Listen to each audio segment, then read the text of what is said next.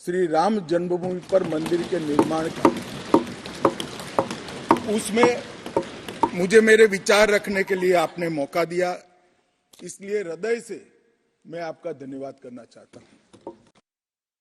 देश की 140 करोड़ की जनता की ओर से भी आसन का, स्पीकर साहब का धन्यवाद करना चाहता हूं, क्योंकि ये जो सदन है वो नियम से तो चलता ही है।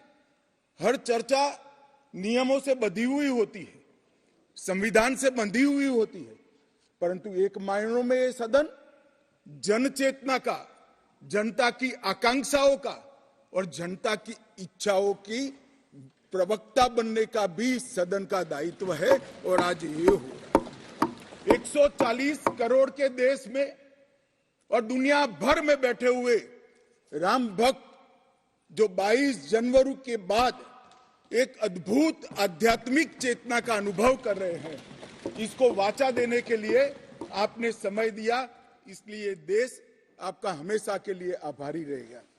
मान्यवर, मैंने आज किसी का जवाब नहीं देना है।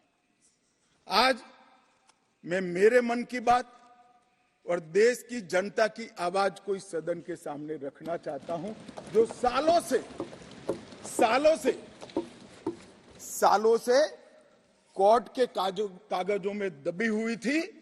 नरेंद्र मोदी जी के प्रधानमंत्री बनने के बाद उसको आवाज भी मिली, अभिव्यक्ति भी मिली। मान्यवर, 22 जनवरी का दिन, भले कुछ लोग कुछ भी कहे, मैं स्पष्ट रूप से देख रहा हूं 22 जनवरी का दिन 10 सहस्त्र सालों के लिए ऐतिहासिक दिन बनने वाला है। ये सबको समझकर चलना चाहिए। मान्यवर, जो इतिहास को पहचानते नहीं, ऐतिहासिक पलों को पहचानते नहीं, वो अपने अस्तित्व को, अपने वजूद को कहीं ना कहीं खो देते हैं। मैं आज फिर से एक बार कहने वाला हूं मान्यवर कि 22 जनवरी का दिन 10 सहस्त्र से भी अधिक सालों तक इस देश का ऐतिहासिक दिन है। मान्यवर, 22 जनवरी का दिन 1528 से शुरू हुई एक संघर्ष और अन्याय के सामने लड़ाई का, एक आंदोलन के अंत का दिन है। 1528 से चली हुई ये न्याय की लड़ाई यहां पर समाप्त है। मान्यवर, 22 जनवरी का दिन करोड़ों भक्तों के आशा, आकांक्षा और सिद्धि का दिन है। उनकी आज आशा, आकांक्षाएं सिद्ध हुई है। मान्यवर, 22 जनवरी का दिन भारत की, समग्र भारत की, मैं चाहूंगा कि समग्र भारत पर पूरा सदन गौर करे। 22 जनवरी का दिन समग्र भारत की आध्यात्मिक चेतना के पुनः जागरण का दिन आज इतिहास में बन चुका है। मान्यवर, 22 जनवरी का दिन महान भारत की यात्रा की शुरुआत का दिन है। 22 जनवरी के दिन मां भारती को विश्व गुरु के मार्ग पर ले जाने को प्रशस्त करने वाला दिन मान्यवर बनने वाला है। मान्यवर, ये देश की कल्पना राम और रामचरित्र के बगैर कर ही नहीं सकती। जो इस देश को पहचानना चाहते हैं, जानना चाहते हैं, जीना चाहते हैं, राम और रामचरित मानस के बगैर वो जी ही नहीं सकते। राम का चरित्र और राम ये देश के जनमानस का प्राण है। ये सबको समझना चाहिए, सबको स्वीकारना चाहिए। और इसीलिए मान्यवर, हमारे संविधान की पहली प्रत से लेकर महात्मा गांधी के आदर्श राज्य की कल्पना को राम राज का नाम दिया गया। संविधान में भी राम दरबार को स्थान दिया गया। मान्यवर, जो लोग राम के अलावे भारत की कल्पना करते हैं वो भारत को नहीं जानते, वो हमारे गुलामी के काल का प्रतिनिधित्व करते हैं। मान्यवर, राम व्यक्ति नहीं है, राम प्रतीक है। करोड़ों लोगों का आदर्श जीवन कैसे जीना चाहिए, इसीलिए उनको मर्यादा पुरुषोत्तम किया गया। राम का राज्य किसी एक धर्म, एक संप्रदाय के विशेष के लिए नहीं है।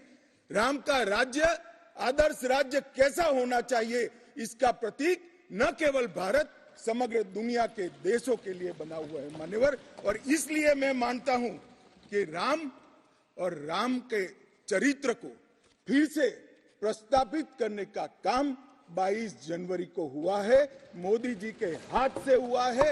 वो इस देश के लिए सौभाग्य का विषय है।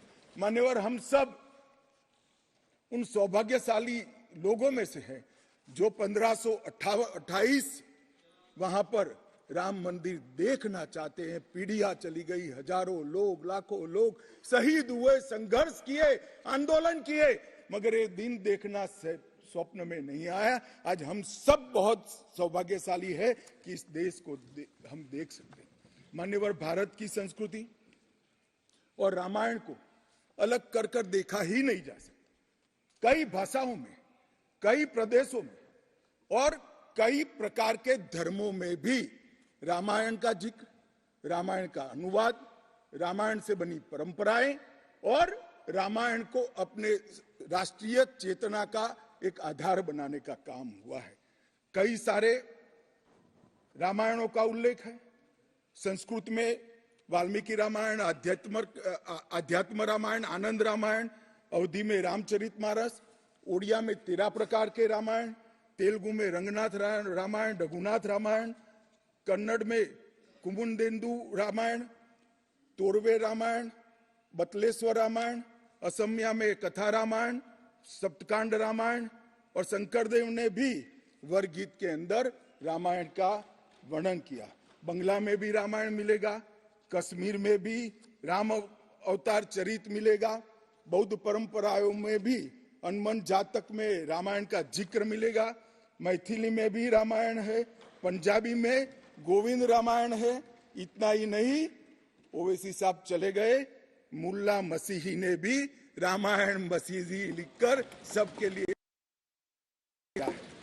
कई सारे देशों में भी रामायण को स्वीकारा है और एक आदर्श ग्रंथ के रूप में प्रस्तावित किया है।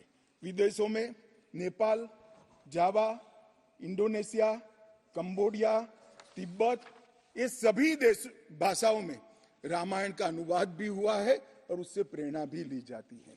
हमारे यहाँ आदिवासी जीवन भी एक प्रकार से अलग संस्कृति से, अलग परंपराओं से रचा बचा।